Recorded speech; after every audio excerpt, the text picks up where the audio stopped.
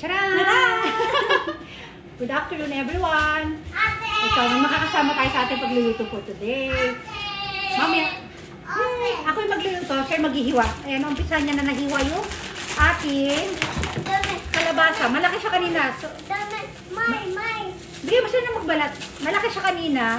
Ay, yung dalandang kinuha ni Kay. Malaki siya kanina. Hinati-hati lang namin. Ayan, pakita mo. Ayan mo. Ayan. Hihiwain na ni Kim. Then, sibuyas, bawang. Tapos may sasawagan ko siya ng hipon. Hipon. Meron din ako sitaw. Nakahiwa na yung sitaw ko. Nilagay ko lang dito sa plastic.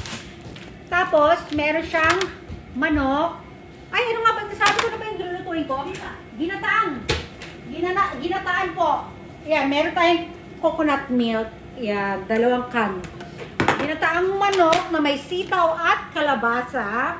Tapos, may hipon din. Mamaya magpiprito din kami ng isda. Ayan, wala na yung tinik ng isda.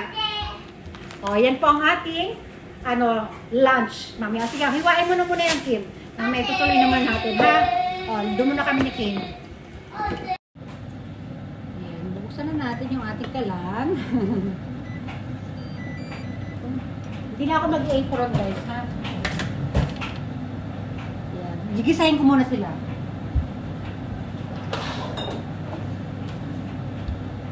Mantika. Medyo basa pa siya.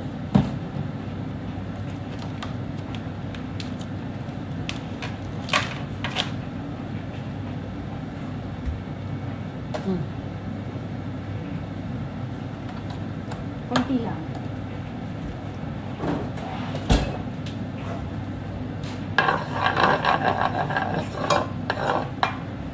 Ganda ng pwesto niya kasi nung nakaraan, di ba hindi kita yung kawali? Ito kitang-kita naman siya. Ilagay na natin yung ating sibuyas. Ulitin ko ang ating lutuin ay ginataan. Ginataang manok. Ayan, sinunod na natin yung ating bawang. Ano yun, Nelkin?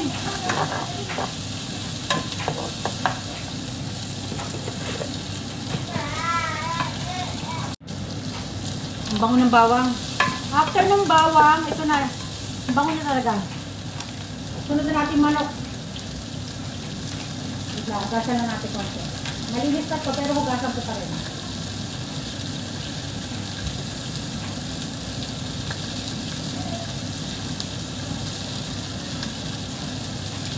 Yan, hiwa-hiwa na siya, guys.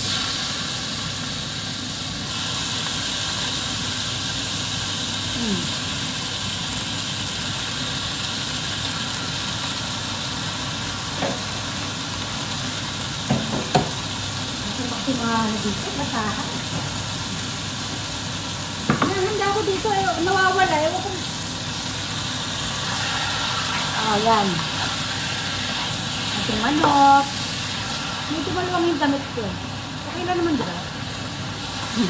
Kakulay ng manok yung damit natin, guys. Oh. Ayan. Gisa-gisa. Tatakpan natin para mas siya, makulog.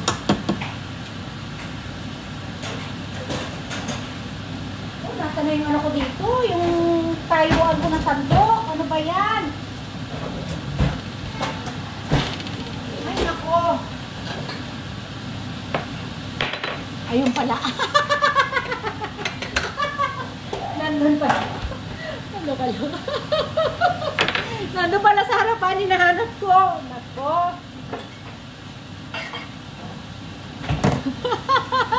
Hinahanap. Isasama ko na rin po yung hipon. Hipon.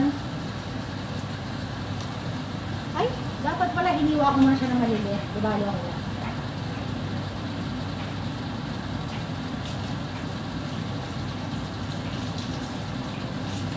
Okay. Halu-haluin. Sarap niyan. Manok, hipon, tapos kalabasa. Kalabasa, sitaw. Ito yung sitaw ko, guys, sa sitaw.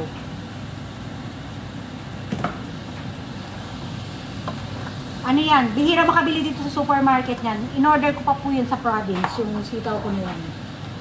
Yan pa yung maraming yung gulay na binili ko dati, yung maramihan. Nilagay ko lang siya sa freezer. Iniwa ko na siya, tapos nilagay ko siya sa freezer. Yan. Susunod ko naman po yung ating kalabasa. Ayan. Marami-rami siya, pero hintayin ko hanggang lumambot ng mabuti itong kalabasa, hanggang sa malusaw siya. Tutubigan natin ng kaunti. Lagyan po siya natin isang tasang tubig. Ayan. Then, tatakpan ko siya. Ayan, kumukulo-kulo na. Hahaluin natin siya, guys, ha. Oh, ay! Tumalon yung isa. Tumalon. Hugasan natin. Tumalon, oh. Ayan, kita nyo siya. Ayan. Habang kumukulo-kulo siya, kasama niya yung manok, then lumalabas yung lasa ng manok, diba? Pati nung hipon. O, diba? O, takpan ulit natin siya after natin mahalo. Hanggang sa lumambot ang mga kalabasa at matunaw. Maglalagay din po ako ng patis. Asan yung patis natin? Why, yung patis! Ayan na naman ako, nahihirapan na naman ako hanapin itong patis. Ayan, kasi hindi pwede pa kita yung pangalan. Basta patis po ito. Ayan. Para na-absorb na nila yung lasa. Ganito, isang konti, mababaw lang naman yung sando ko. Isang ganito lang lalagay. Patis nga ba? O tama, patis. Ayan. Mamaya na lang adjust natin yung lasa pag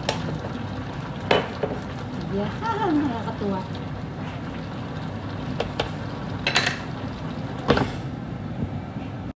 Yan, sa kabilang lutuin ko naman yung aking mainiting mantika. Lutuin ko tong isda. Prituin ko na, gawin ko na lahat para wala nang gagawin mamaya si Kim. Ayan dalawa yung ating niluluto. Ito, pinapakulo natin yung kalabasa. Ito naman yung isa, nagpiprito ako ng isda. Ayan, haluin muna natin siya ulit. Ayan na. Lumalambot na yung kalabasa. Gusto ko siya yung durog na durog para wow, sarap. Diba, pag hinahalo mo, nadudurog na iba. Wow, yan ang gusto ko. Yan ang gusto kong ng kalabasa. Tapos lalagyan na natin siya ng gata. Ganda. Wait lang ha. Buksan natin yung ating Lalagyan ko na rin ito ng bagoong mamaya para mas masarap. Ay, ilagay ko pala muna yung sitaw. Hindi na ako makita dyan, Mausok na kasi. Nilagay ko na yung sitaw. Tapos, yung gata. May konti, ilagay ko na yung gata. Wow, ang sarap. Dapat adobohin ko itong sitaw na ito Kaya lang mas masarap pag sa gata siya. Woo! Hahaluin ko siya. Tapos, mamaya yung gata ilalagay natin, ha? Yan. After kumahalo, na rin siya, kulo ng kulo, Dami niyang kulo. Lalagay na natin gata. Unang gata. Ow. Wow!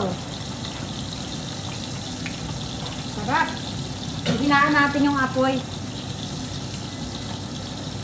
Tapos hahaluin ko muna bago ko ilagay yung isa pang gata. Mamaya, pakukulang ko muna to, mamaya na ulit yung isa pa. Nabaliktad ko na rin yung isda. Hindi ko na nakunan kasi nanlalaban yung isda. Natalsikan nga ako, ayan Nanlalaban siya. Ito, haluin na natin to. So, sobrang dami, hindi ko mahalo. Ilipat ko kaya sa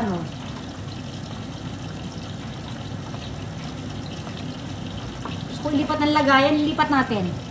Ito yung gagamitin ko malaki. Ilipat natin siya dito. Wow, ang bigat. Wait lang ha. Ayan. Woo, ang dami. Magtitinda ba ako? Karinderya? Karinderya ba ito? Wow, sarap. Ayan, napalitan ko na guys. Nasalin na natin siya. Hindi ako makita talaga yung usok Ayan. Oh.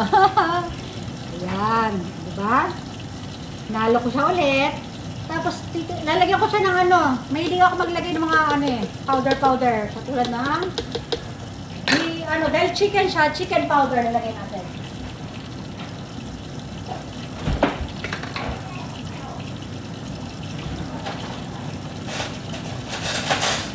Ito, yung maliit na kutsara. Dalawa. Parang ano siya. Ayan, luto na yung ating isda. Lagyan ako ng kitchen paper. Para yung tissue ma-absorb niya yung mantika dito sa isda. Oh, punin na natin. Wow, toasted. Oh, no. Oh, toasted. Nalaglag. Ayan, diba? 4 na piraso ito eh. 2 piraso siya, hinati sa 2. Kasi tinanggalan ng tinik. Wala na siyang tinik sa gitna. Oh no. Nako, ang hirap tanggalin. Ay, hindi yan. Kasi dumudulas. Lumalayo kasi ako dahil tumatalsik eh. Very good. Charan! Yeah, tapos punasan ko muna yung paligid. Yung mga talsik na mantika ito. Magastos ako sa ganito, yung kitchen paper. Ayaw ko kasi na may talsik-talsik. Ito kagandahan ng kalan ko kasi, ayun o, pwede mo na agad siya linisan, di ba? Ayan. Okay. O, hahaluin ko na ulit ito. Hahaluin ko ulit. Saka ilalagay ko na yung pangalawang gata. Wow! Yan na yung pangalawang, ay, huwag na, hindi na kailangan ng pangalawang gata. Itatabi ko na lang pala ito. Tatabi ko lang sa ibang to. Lalagyan natin siya ng meron akong siling malalaki Lalagyan ko siya, gugupitin ko sa gitna para yung lasa talaga. Yan. At ilan nasa 2 piraso. Yan. Wow! O, di ba? Maglalagay tayo ng asin. Yan, isa't kalahati nung ganito. Hahaluin ko, tapos lalagyan natin ng bagoong. Maglayaw ng bagoong. Nalagay ko na yung sili, tapos bagoong naman. Bagoong, halika dito. Wow! Ayan. Ay, tumalsik. 2. Gawin ko 3. 3 kutsara. 3 kutsara ng bagong. Ayoko siya ubusin kasi nga may paggagamitan pa ako nito. Kainin ko ito. Ayan, nahahaluin natin. Wow, ang ganda ng kulay. Anak, mainit dito. Doon kayo, Kim. O, titikman ko na siya, ha? Oh, no! Ay, hala, Kim. Yung kamay. Naghawak ng Ay, naku, hinawakan pa yung... Hinawak dito sa hinawak sa damit ko. Dito, hinawakan niya ito. Madumi yung kamay niyan. Ayan, tikman natin. Luto na siya. Wow! Tunaw na yung kalabasa. Ang sarap. Ayan, parang na hindi ako nakontento sa lasa ng gata niya. Lalagay ko pa isa. Lalagay pa natin isa. Yan. Tsaka parang medyo napaalat kasi dahil naparami lagay ko ng bagoong. Tama lang po, nadagdagan yung gata niya. Wow, ayan na, creamy na siya. Titikman natin ulit ha, tapos hintayin lang natin siyang kumulo, pakukuluan pa natin ang pakukuluan. Titikman ko na siya. May konti. Oh, ayan na po ang itsura niya, medyo masabaw na yung Hindi, pero masarap naman yung ulam sa kanin yung gata na yan. Ayan yung manok. Ipapaano ko pa siya. Pakukuluan pa natin ng konti para medyo kumonti yung niya. Wow, napadami sige, hanggang dito na lang po. Papaalam na ako. Bye-bye. Helga Kim, papaalam na tayo. Dali. Bye-bye. Dali, papaalam sa Ate Kim. Ayan na, bye-bye. Dito na, bye-bye tayo. Kim, magbabay ka na. Bye. Ayan guys, nalusaw na kasing kalabasa. Pwede na siyang parang pumpkin soup. Ayun yung soup niya, pwede ng soup higupin. Ano yung soup niya pwedeng higupin? Oh, kasi yun oh, ano na siya, pwede siyang only soup lang eh oh. Sige na, bye-bye na talaga. Bye!